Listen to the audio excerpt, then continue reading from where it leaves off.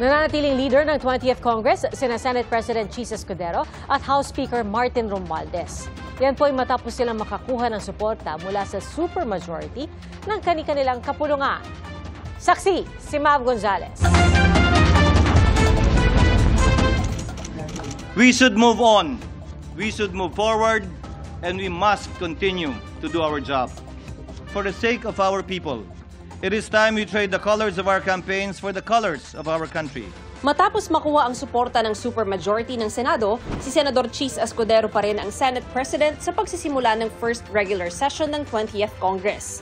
19 ang bumoto pabor kay Escudero, habang 5 naman ang bumoto pabor kay Senador Tito Soto. Walang nakalaban sina Senador Jinggoy Estrada bilang Senate President pro tempore at Senador Joel Villanueva bilang Majority Leader. Makakasama nila ang karamihan sa tiyak ng kaalyado ng mga Duterte, gayon din ang dalawang oposisyon noong Duterte administration. Our aligning with the majority does not and will not undermine our ability to remain fiercely independent as a senator of the Republic.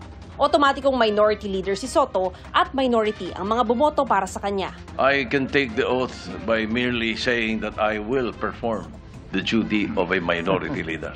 Sa kabila ng malinaw ng mayorya at minorya, hindi sa hatiang yan nakasunod ang posisyon ng mga senador kung dapat ituloy ang impeachment trial laban kay Vice President Sara Duterte sa gitna ng ruling ng Korte Suprema na unconstitutional ang articles of impeachment. Wala na dapat paglilitis ayon kina Majority Senators Jinggoy Estrada at Amy Marcos at Minority Senators Loren Legarda at Mig Zubiri. No, there should not be a trial anymore because the Supreme Court has already spoken. And if we proceed with the trial, we are flirting with the constitutional crisis. Galangin natin ang Korte Suprema at isang tabi ang politika. Total politika naman talaga ang impeachment. At ang mas mahalaga ngayon ay magtrabaho. Ano man ang emosyon o pananaw ng iba't ibang sektor ay sa tingin ko ay kailangan umiral ang gulo. Remember that this is not a temporary restraining order. This is an en banc unanimous decision of the Supreme Court. Kung hindi natin susundan itong utos ng Korte Suprema, para tayo maunggoy. Magkahiwalay na rin sa minorya at mayorya sina Senators Risa Ontiveros, Kiko Pangilinan at Bam Aquino. Pero may joint statement sila ng kanilang hindi pagsang-ayon sa desisyon ng Korte Suprema. Anila, sinunod ng Kongreso ang mga dati ng desisyon ng Korte kaugnay ng pag-initiate at pag-transmit ng impeachment complaint. Hindi anila patas na biglang binago ang kahulugan ng initiate o itinuturing na simula ng impeachment. Dagdag ni Ontiveros, dapat ituloy ang impeachment trial. The Senate Impeachment Trial Court is in session, ongoing ang trial. So yan po ang presumption ko. Pinanghahawakan ko pa rin yung inanunsyo ni presiding officer dati na uupo kami ulit bilang korte bukas, Martes, no? 29 ng Hulyo. At syempre, top of mind sa amin ngayon yung kalalabas na desisyon ng Korte Suprema. So, kailangan din naming magkasundo paano kami magpo-proceed. Nagpatawag na ng All-Senator Caucus si Senate President Chis Escudero bukas at inaasahang kasama sa mapag-uusapan ang impeachment trial ni VP Sara. As a lawyer and as an officer of the court, we do not have a choice. That is my position. We will do what we need to do in accordance with the Constitution and the rule of law. The plenary will decide. Pag-uusapan din sa plenaryo kung maghahain ng motion for reconsideration ang Senado para iapela ang desisyon ng Korte Suprema, bukod pa sa planong ihain na MR ng Kamara. Sa Kamara, si Leyte 1st District Representative Martin Romualdez pa rin ang House Speaker. 269 sa 290 na congressman na dumalo kanina ang bumoto kay Romualdez. Nag-iisang nominado sa posisyon, 34 ang nag-abstain. Hindi ko kayo iiwan sa gitna ng unos. Gaya ng ama ng tahanan na hindi natutulog kapag may bagyong papasok. Babantayin natin ang ating kapulungan. Sisiguraduhin kung walang bubong ang babagsak, walang pader, magigiba, at walang miyembro ang mapapabayaan. Nahalal na Senior Deputy Speaker si David J.J. Suarez ng Quezon 2nd District at Majority Leader si Ilocos Norte 1st District Representative at Presidential son Sandro Marcos. Si 4Ps Party List Representative Marcelino Libanan ang Minority Leader. Si Congressman Paulo Duterte ng 1st District ng Davao City, ang anak nitong si Congressman Omar Vincent ng 2nd District ng Davao at pinsan ni Kong Paulo na si Harold ng Puwersa ng Pilipinong Pandagat o PPP at ang alyado nila Isidro Ungab ng 3rd District ng Davao City walang binoto. Hindi rin daw sasama sa minority group at magiging independent daw sila. Sa isang pahayag, sinabi ni Congressman Pulong na nag-walkout silang mga taga Davao matapos ang roll call dahil ayaw nilang maging political puppet na nagpapanggap na public servants. Sa kanyang talumpati, sinabi ni Romualdez na isa sa mga haharapin nila ay ang impeachment ng bise. The Supreme Court has spoken and we recognize its decision. But let it never be said that the House of the People bowed in silence. Para sa GMA Integrated News, ako si Mav Gonzalez, ang inyong saksi.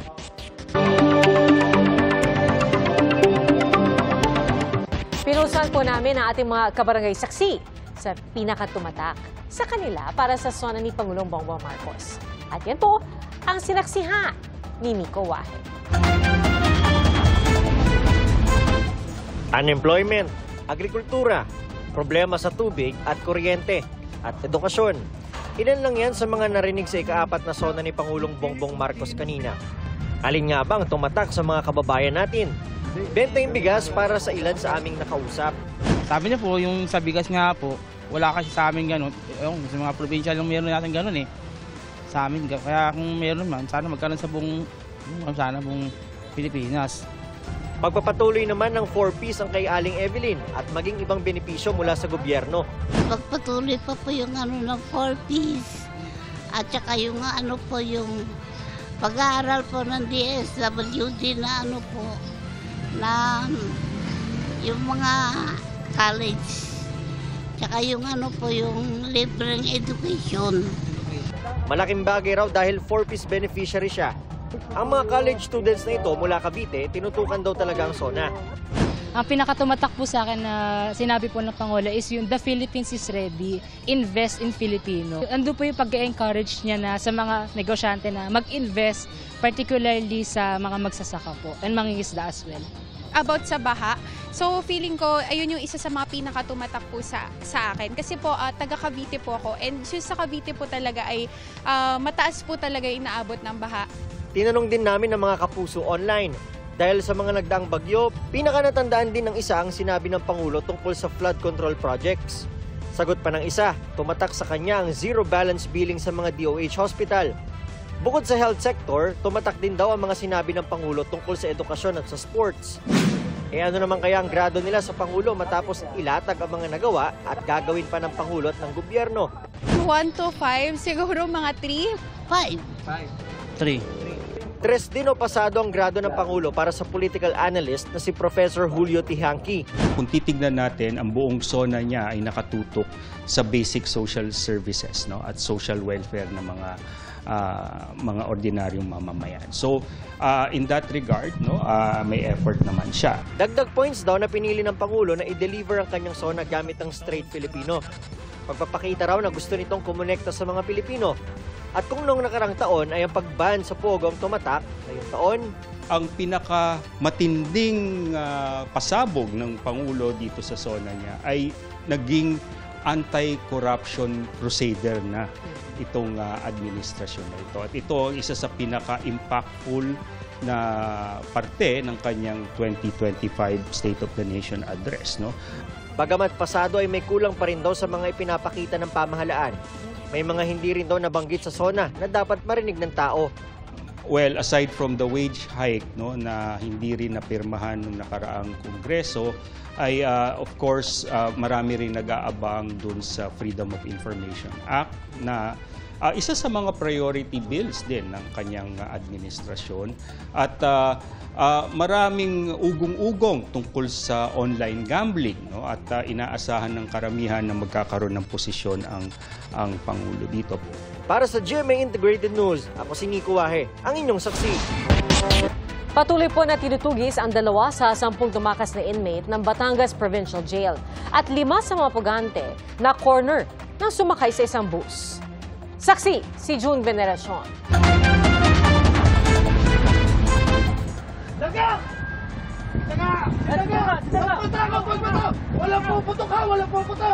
sakay ng nakahintong bus na ito sa Star Tollway sa bahagi ng Santo Tomas, Batangas ang 5 takas na inmate o persons deprived of liberty mula sa Batangas Provincial Jail nang ma-order sila ng pulisya. Pero may baril dyan, pero may baril. Hepe ako ng Santo Tomas. Sige kami makikipag-negotiate sa ito. Mabuti na lang at walang hinostage, pero tensyonado pa rin ang pakikipagnegosasyon ng mga pulis para mapasuko ang mga sospek. Posas, preveno, posas. Wala. Sige, dito. Pusasan agad. Pagkatapos bumaba mula sa bintana ang isang sospek, ay sunod na ring sumuko ang 4 pa niyang kasama. Hubad! Posas! Dapat! Na-recover sa mga sospek ang isang baril, patalim at cash. Natapos ang makapigil hiningang tagpo na walang nasawi o nasaktan sa mga sospek o iba pang sakay ng bus. Sa initial assessment namin, sir, sa kita namin doon sa mga preso, hindi naman po talaga sila lalaman. Wala pong hostage taking na nangyari at sila po ay nakumbinsi natin na sumuko ng peacefully. Ayon sa pulisya, malaking tulong ang drone para malaman ang lokasyon ng sinakyang bus ng 5 inmate matapos tumakas. Gayon din ang pagiging alerto at kalmado ng bus driver matapos tawagan ng kanyang inspektor na meron siyang sakay ng mga takas base sa impormasyong ibinigay ng PNP. Ay pasimple niyang hininto sa isang toll gate ang bus at sinabihan ng kanyang konduktor na mag-CR. Tinigil ko nga po sa Santo Tomas dahil may kasunod daw po kami pulis. Pinaihi ko yung konduktor ko, wala akong umihi sa pasahero, pinapaihi ko ang pasahero para magtagal. Sabi ng mga suspect, tumakas sila dahil sa kalupitan ng isang prison guard na madalas daw silang pagtripan. Guarda po na gusto mong taryo sa amin, pinahirapan po. Gusto kami pabugbog sa kapwa o kulong namin. Hinihiling lang po namin na hindi na po sana kami mapabalik doon. Baka hindi na po namin makita ng mga mahal namin sa buhay. Pagka ibinalik po kami doon. Ano man ang dahilan ng mga inmates sa pagtakas mula dito sa Batangas Provincial Jail, mahaharap pa rin daw sila sa mga panibagong kaso, sabi ng PNP. Meron din po silang karagdagang kaso sa violation ng bladed weapon and violation po nung ating 10591 o yung firearms law po. Bukod sa 5 inmate na nahuli sa pampasaherong bus sa Santo Tomas, 3 iba pang tumakas din ang nadakip sa bayan naman ng Ibaan. Ayon sa Calabarzon Police, patuloy ang paghahanap sa 2 iba pang nakatakas. Para sa GMA Integrated News, ako si June Veneracion, ang inyong saksi. Hindi pa rin nawawala ang baha sa ilang bahagi ng Metro Manila kahit medyo umaliwalas ng panahon.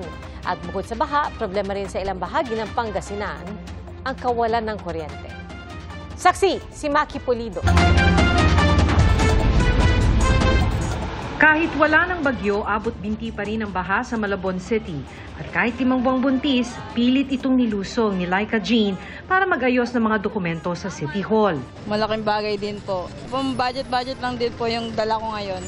Hindi pa kasi bumabiyahe ang mga jeep sa mga bahang kalsada at aabot din sa 120 pesos ang balikang pamasahe sa mga pedicab. Mahal po yung pamasahe, mahal po yung singil. Napakabigit pumadyak sa tubig, malalim. Yung pyesa po ng tricycle, mahal. Madali pong masira, malakas ang gastos. Binaha ang Malabon dahil sira pa rin ang navigational gate na haharang dapat sa mataas na tubig mula sa Manila Bay. Ang nakikita po namin, siguro yung volume po ng tubig ay hindi po sapat na i-pump ng kanilang mga pumping station kaya medyo babagal po yung pag-subside po ng tubig dito po sa harap ng City Hall. Sa Nabotas, ang Barangay Tanza 1 at 2 na malapit sa Malabon, may mga bahagi ring hanggang tuhod ang baha. Marami ring kalsada sa Valenzuela City ang baha pero nadaraanan na ng lahat ng klase ng sasakyan ayon sa Facebook post ng Valenzuela LGU. Abot hita naman ang baha sa Manila East Road, National Highway sa Paete, Laguna, kaya hindi ito pwedeng daanan ng mga maliliit na sasakyan. Sa ngayon, nagpaplano na ang Paete LGU ng mga programa para maiwasan ang baha sa mga National Highway. 2 lungsod at 13 bayan naman sa Pangasinan ang lubog pa rin sa baha, kaya nakaalerto pa rin ang mga otoridad dito. Sa ngayon, current alert status pa rin tayo dahil nga may mga flooded area pa. At the same time, yung sa Western Pangasinan, nabinayan ng Bagyong Emong. Sa bayan ng Calasiao, lampas critical level pa rin ang Marusay River. 21 barangay sa lugar ang patuloy na binabaha. Halos 300 pamilya ang nananatili pa rin sa evacuation center. Damay rin sa hagupit ng Bagyong Emong ang Abagatanen Beach sa bayan ng Agno. Pinadapa nito ang mga bahay at ilang cottage sa lugar. Nagtumbahan at humambalang sa kalsada mga poste, gayon din ang ilang puno. Bukod dito, kalbaryo rin ng mga residente ang kawalan ng kuryente at mahinang signal sa lugar. Ayon sa Agno LGU, nasa 6,000 pamilya ang apektado ng bagyo. Sa tala ng NDRRMC, 31 ang kabuuang bilang ng mga nasawi sa buong bansa dahil sa mga bagyong Krising, Dante at Emong, pati na rin ang Habagat. Para sa GMA Integrated News, ako si Maki Pulido, ang inyong saksi. Titiyaking walang bahid ng politika ang iniutos na investigasyon ni Pangulong Bongbong Marcos sa flood control projects sa bansa. Ayon po yan sa Malacanang. At ilang mambabatas naman ang nakulangan sa mga pahayag ng Pangulo, partikular na sa isyu ng online gambling. Saksi, si Sandra Aguinaldo. Mga kababayan, tayo ito. Tayo ang bagong Pilipino. Sa 1 oras at 10 minutong talumpati ni Pangulong Bongbong Marcos para sa kanyang ika-4 na State of the Nation Address, isa sa pangunahing utos ng Pangulo ang pag-o-audit ng mga flood control project kasunod ng malawakang pagbaha sa maraming lugar, bunsod ng habagat at mga nagdaang bagyo.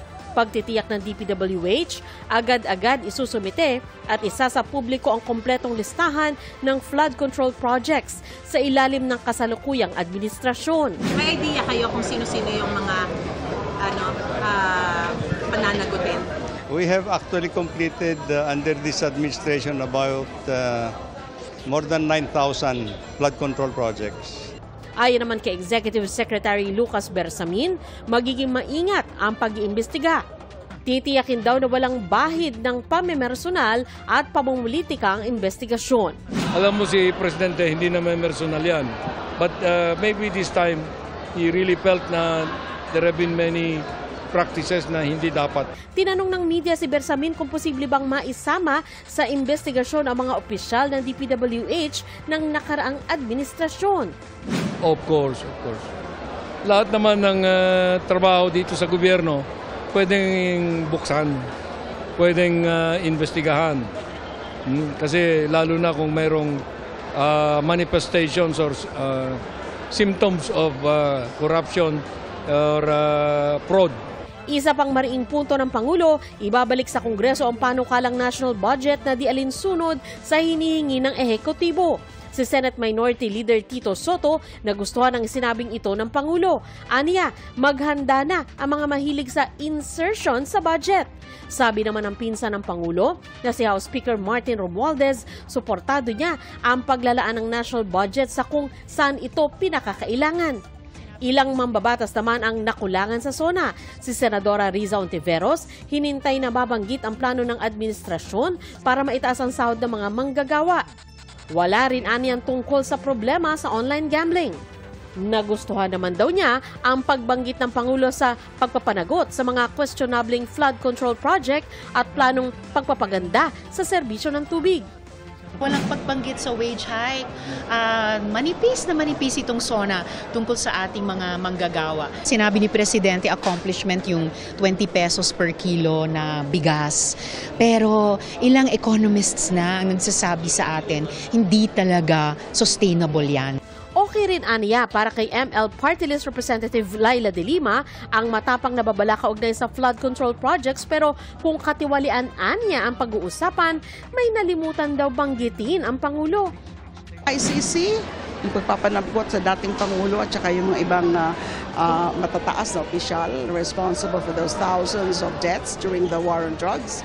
And then yung sa confidential intelligence funds, yung sa Vice President.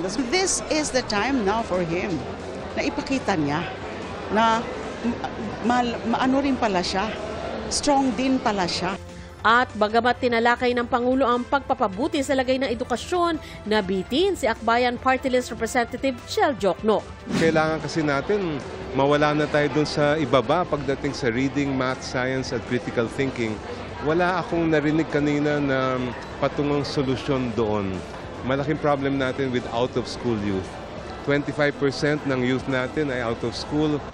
Ang pagbibida ng Pangulo kaugnay sa mga benepisyo ng PhilHealth, hindi naman agad binili ng ibang mambabatas. Kailangan daw abangan kung matutupad ang mga ito. Actually, this is a reaction to all of those scandals. But the key is not only the talk today. Will the people under him actually carry it out at may tunay na reforma dito? So yun ang aabangan natin. Si Senador Joel Villanueva ay kinatuwaan sinabi ng Pangulo ukol sa flood control. Pero sana aniya magkaroon ng total ban sa online gambling. Kaugnay naman sa pagpapasa ng budget. At the end of the day, talagang our job is to scrutinize the budget being submitted to us by the executive at tulungan kami ng Pangulo dun sa gusto niyang mangyari and klaro yung gusto niyang mangyari, accountability. So we will give that to the President and we will cooperate. Ilang senador naman ang nagsabing di sila dumalo sa SONA, gaya ni na Senador Bongo na sinabing meron siyang severe back spasm. Wala man daw siya roon, pakikinggan pa rin niya ang SONA. Si Senador Robin Padilla sinabing di siya makadalo bilang protesta sa pagkakakulong ni dating Pangulong Rodrigo Duterte sa The Hague. Nauna nang sinabi ni Senador Bato de la Rosa na di siya magpupunta. Di rin dumalo ang kapatid ng Pangulo na si Senadora Amy Marcos dahil anya sa nakaschedule niyang pagtulong sa mga nasalanta.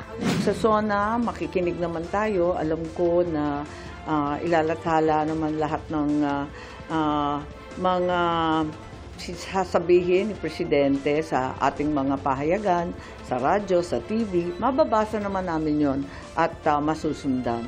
Samantalang yung mga nangangailangan ng tulong, hindi na makakapag-intay.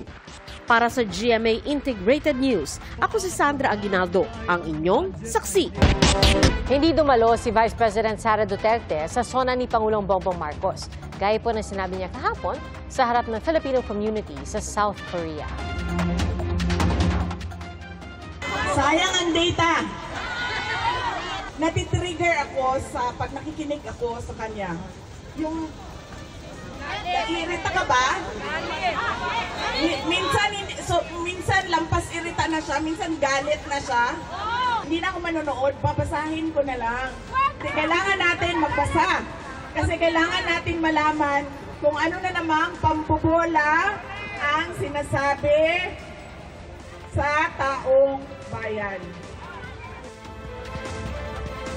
Question din dito ng Vice Presidente kung bakit maraming flood control projects pero patuloy rin ang pagbaha. Binatikos din niya ang foreign policy ng gobyerno at utang ng bansa na patuloy anyang lumalaki. Mga kapuso, maging una sa saksi. Mag-subscribe sa GMA Integrated News sa YouTube para sa iba't ibang balita.